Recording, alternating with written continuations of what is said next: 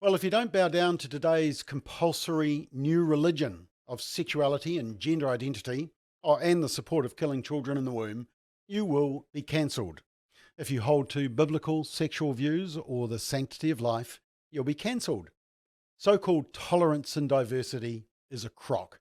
It's meaningless. And that was made very clear just recently.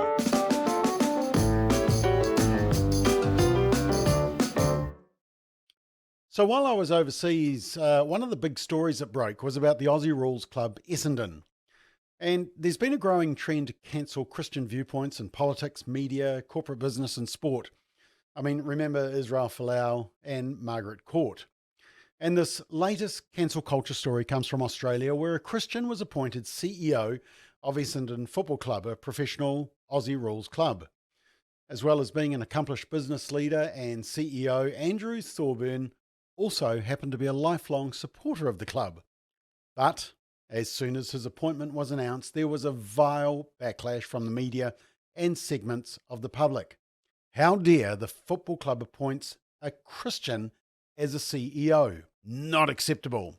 The media pointed out that Andrew Thorburn was also in a leadership role with City on a Hill, a Christian organisation comprising of 8 churches, and the media had trawled City on a Hill's website and uncovered an article from 2013 titled Surviving Same-Sex Attraction as a Christian.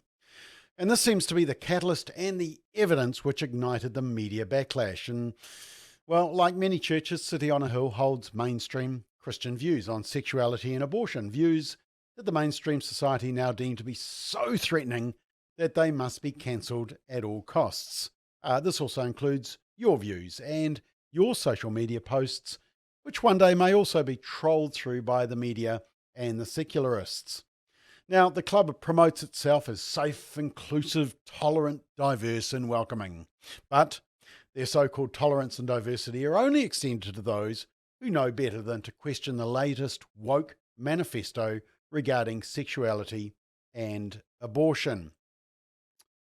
And look, the response by Andrew Thorburn was very good. He said the following in a LinkedIn post. He said, "Let me be clear. I love all people and have always promoted and lived an inclusive, diverse, respectful, and supportive workplace where people are welcomed regardless of their culture, religious beliefs, and sexual orientation. I believe my record over a long period of time testifies to this." Well, this was still not acceptable to the media, progressives, and LGBTQ activists. They could smell blood. And there was such an outcry that sadly Thorburn's tenure as CEO lasted only 1 day. And after much badgering from the media, the Essendon board gave Thorburn an ultimatum telling him he couldn't perform both roles. And so Thorburn chose to resign from the club. And he said in his LinkedIn post, "Within hours of my appointment being announced, despite my own leadership record, the media and leaders of our community had spoken. They made it clear that my Christian faith and my association with the church are unacceptable in our culture if you wish to hold a leadership in society." Now, our friend Daniel Andrews, who is the Premier of that lovely state of Victoria, which is a very interesting place, on hearing that an Anglican had been appointed CEO of Essendon Football Club, the Premier described the man's views as appalling. The views? That sex outside marriage is a sin and that abortion is taking of a human life. He said that kind of intolerance and hatred is just wrong. And when a reporter asked the Victorian Premier, "Doesn't this resignation show that a conservative religious figure can't take on a public role or that they might need to hide their religious beliefs?" Andrews replied with this. Aren't we all God's children? Like seriously, there's no place for bigotry. There's no place for stigmatising people. Yes, Dan, we are all God's children. The unborn child is all God's children as well. Like, seriously. You know, it's a little bit like the US politician Nancy Pelosi, who once said it was her Catholic faith that led her to support abortion. Yeah, go figure. Now, when Catholic Archbishop of Melbourne, Peter Comensoli, criticised Andrews for being divisive with his comments, Andrews said he was not here to be having a debate with faith leaders. But in the next breath, he said this: "I will just say this, I'm a Catholic. I send my kids to Catholic schools.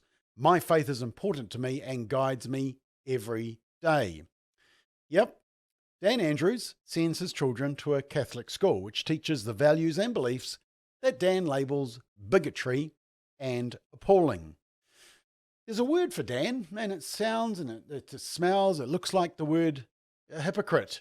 Oh wait, that is the word, hypocrite.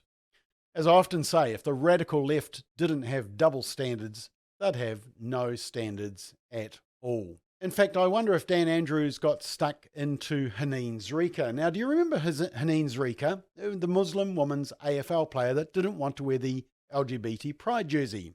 Did he call her a bigot, appalling and intolerant? Can't find any mention of that. How surprising. Now, the Bishop of Melbourne put out a very good statement and said this: "I commend Andrew for his charitable and Christian response to this awful treatment. Sadly, this situation sends a chilling message to ordinary faith believers in Victoria and worldwide that they can't be trusted to exercise leadership and service in the community. I offer a word of encouragement to them. I feel for young women and men currently seeking to further their football or other careers, now asking whether their personal faith might hinder their progress. I think of the families who have long supported their club, now wondering if their beliefs are acceptable to the leadership of the club they belong to or sponsor.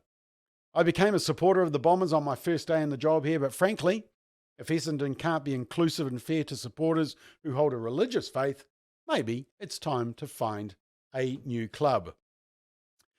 Good comment. This is just the latest example of what I call the even if environment. If you are a Christian who holds to orthodox Christian biblical teaching, especially on biblical sexual ethics and the sanctity of life, one day the heat may be turned up on you, just like it was for Shadrach, Meshach, and Abednego. When you get appointed to a job or a sporting position or become a public figure, they'll troll through your beliefs and social media to see if you pass the test. And you need to decide now whether you're going to say, even if I suffer the same fate as Andrew Thorburn, I will not compromise my commitment to God's word. God's biblical truth will withstand the fire. I will not bow down to the demands of the culture. Even if. Can you say that? Look, let me just leave you on a lighter note. And this is from the Tracy Allman Show, which is a BBC production, a short skit, and it's the Christian job interview. My time in America isn't directly relevant. I think it gives me an extra layer of experience to draw on. Absolutely, that's very impressive. I hope I'm not blowing my own trumpet too much here. If I had a trumpet this good, I'd be blowing it non-stop. Look, I think we're done here, so... I mean, obviously, I can't say anything official right now, but you should expect a phone call. Thank you. I just find it so difficult to boast on my CV. It's just that, as a Christian, I... Oh. What? You're a... Christian. Yeah, okay. Is that a... No, not at all. You don't seem to mention it anywhere here. Well, why would I? No, fair point. I'm not planning to run your polymer factory along biblical lines. Oh, no. Could you just give me a second, please? Denise, may I borrow you for a second? I'm just interviewing Patricia Hughes here. Oh, Patricia, how wonderful to meet you. Do you know, we're all so excited that you've applied for this role. It's really very flattering when somebody of your caliber... Oh. Yeah. Okay. There's a problem with me being a Christian, isn't there? Absolutely not, legally speaking. But you both seem uncomfortable for some reason. Do you think that it makes me untrustworthy? No. Incompetent? A bit weird? I see. Well, in that case, I'll just withdraw my application. Oh, now. It's funny, isn't it? It's been perfectly normal to be a Christian in this country for the last 1,500 years or so. But now, well... Really sorry about this. It's fine. I forgive you.